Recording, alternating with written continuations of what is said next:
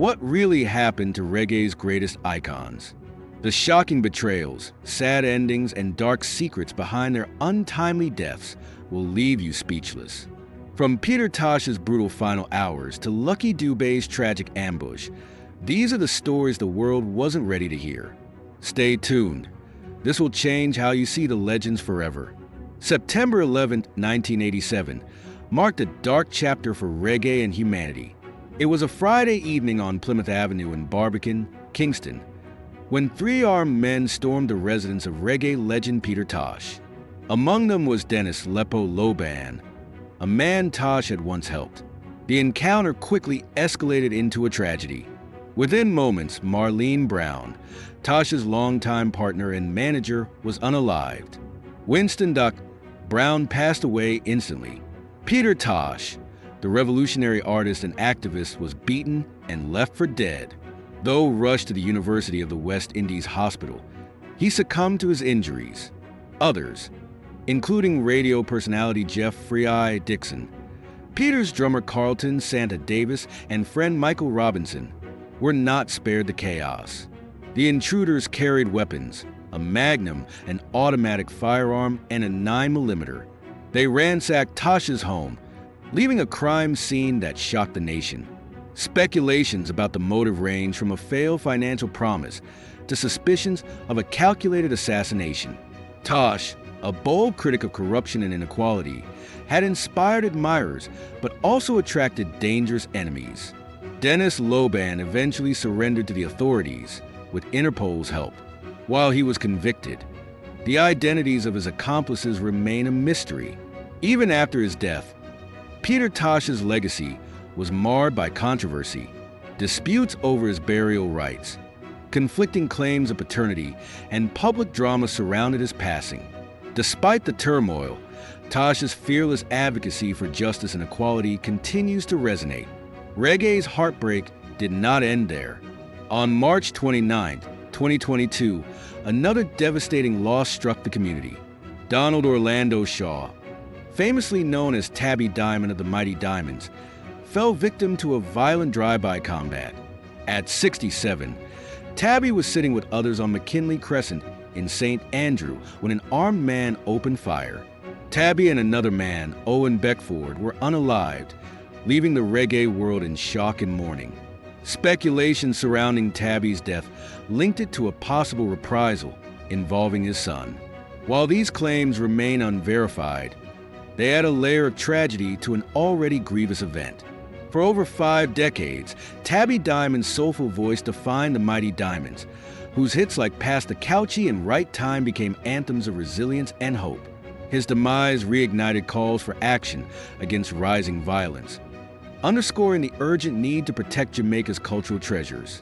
Though silenced, Tabby's music endures, a testament to harmony, resilience, and the enduring spirit of reggae. Continuing this somber exploration of reggae's most heartbreaking moments, October 18, 2007, marked the loss of a truly iconic voice. Lucky Dube, South Africa's legendary reggae artist, met a tragic end in Rosettenville, Johannesburg. The incident occurred during a failed carjacking after he had just dropped off 2 of his children. Armed men approached his vehicle, and as he attempted to flee, they opened fire. Lucky Dube was struck multiple times, a horrifying scene witnessed by his children, a trauma that remains etched in their memories. The world was shaken by the loss of an artist who was much more than a musician. Lucky Dube was a beacon of hope, unity, and African pride. With a career spanning 22 albums, he skillfully blended reggae with African influences, crafting music rich in social consciousness and inspiration. The perpetrators were later apprehended, prosecuted, and sentenced to life imprisonment. Yet, the void left by his untimely death remains. His legacy carried on through the timeless messages in his music. Next, we remember the fate of another reggae luminary whose life was cut short. On October 14, 1983, the reggae world was stunned by the loss of Hugh Mundell, a prodigious young talent. At just 21 years old, Mundell was unalived while seated in a vehicle on Grants Pen Avenue in Kingston, Jamaica. His wife sat in the passenger seat, while Junior Reed, a fellow artist, was in the back. The tragedy stemmed from a dispute over the ownership of a refrigerator, a petty argument that escalated into an altercation. The armed man fired, instantly unaliving Mundell. His wife survived unscathed, and Junior Reed, though injured, lived to recount the harrowing ordeal. Hugh Mundell's musical journey was remarkable. A child prodigy, he left school to dedicate his life to music, releasing his debut album, Africa Must Be Free, by 1983, at just 16 years old. The album became a cornerstone of roots reggae, earning him accolades as one of the genre's brightest stars. Beyond his solo work, Mundell also mentored and produced for others, including Junior Reed's debut album, Speak the Truth. His influence reverberates to this day, particularly in the Waterhouse community, where aspiring musicians continue to draw inspiration from his legacy. The reggae community faced another devastating blow on June 2nd, 1999, when Junior Braithwaite, an original member of the Wailers, was tragically unalived in Kingston, Jamaica. Known for his angelic falsetto, Braithwaite was an integral part of the group's early days, contributing to hits like Simmer Down.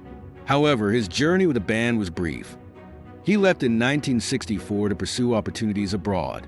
Years later, Braithwaite returned to Jamaica with dreams of reviving his music career, but those dreams were abruptly ended. According to police reports, he was not the intended target of the harm. The assailants were allegedly seeking his friend, musician Lawrence Shaka Scott. Braithwaite became an unintended victim of senseless life-taking. His death added to the shadow of tragedy surrounding the Wailers. Though Junior Braithwaite's time with the Wailers was short-lived, his contribution to the group's formative sound remains a vital part of reggae's foundation. His untimely passing is yet another poignant chapter in the story of reggae music. Next in our list is Prince Far I. Born Michael James Williams in 1945, Prince Far I was more than a musician. He was a force of nature. Known as the voice of thunder, his deep, resonant tones and spiritually charged lyrics made him a standout figure in the reggae scene. His journey began humbly, working as a security guard at Joe Gibbs' studio before fate intervened. A chance opportunity led to his first recording, Queen of the Minstrel. Prince Far I's emotionally powerful delivery earned him the nickname King Cry Cry. By the late 1970s, he had become a prominent figure, celebrated for hits like I Had a Talk and the critically acclaimed album Psalms for I. His music carried messages of spiritual upliftment and social awareness, resonating with audiences worldwide. Tragically, he passed away on September 15, 1983, during a robbery at his home. While the exact details remain unclear, his death left an unfillable void in reggae. Prince Far I's music endures as a beacon of hope, continuing to inspire generations. From there, we turn to Carlton Barrett, the genius behind reggae's iconic one-drop rhythm. Born in Kingston in 1950, Carlton and his brother Aston family man, Barrett became the backbone of Bob Marley and the Wailers, shaping classics like No Woman No Cry and Exodus. But on April 17, 1987, Carlton's life came to a devastating end when he was ambushed outside his home on Bridgemount Park Avenue, Kingston. What made this tragedy even more shocking was the betrayal behind it. Investigations revealed that Carlton's wife, Albertine Barrett, conspired with others to orchestrate his unalived. Financial and personal disputes fueled this act of treachery. Albertine, alongside Glenroy Carter and Junior Bang Neal, was convicted in 1991. However, their sentences were controversially overturned just 4 years later. Carlton's story is a grim reminder of the darker consequences of fame and fortune, yet his rhythmic legacy continues to pulse through reggae's veins. Transitioning from reggae to the electrifying world of dancehall, we remember Risto Benji. Born Michael Benjamin, he was a prodigy who took the dancehall scene by storm under the mentorship of King Jammy.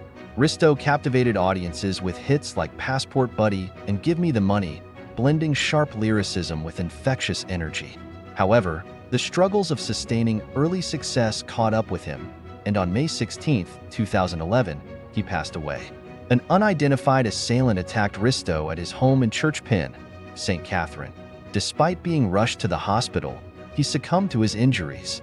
The circumstances surrounding his death remain shrouded in mystery, leaving questions that may never be answered. Risto Benji's passing marked a significant loss for dancehall, his legacy a poignant reminder of unfulfilled potential.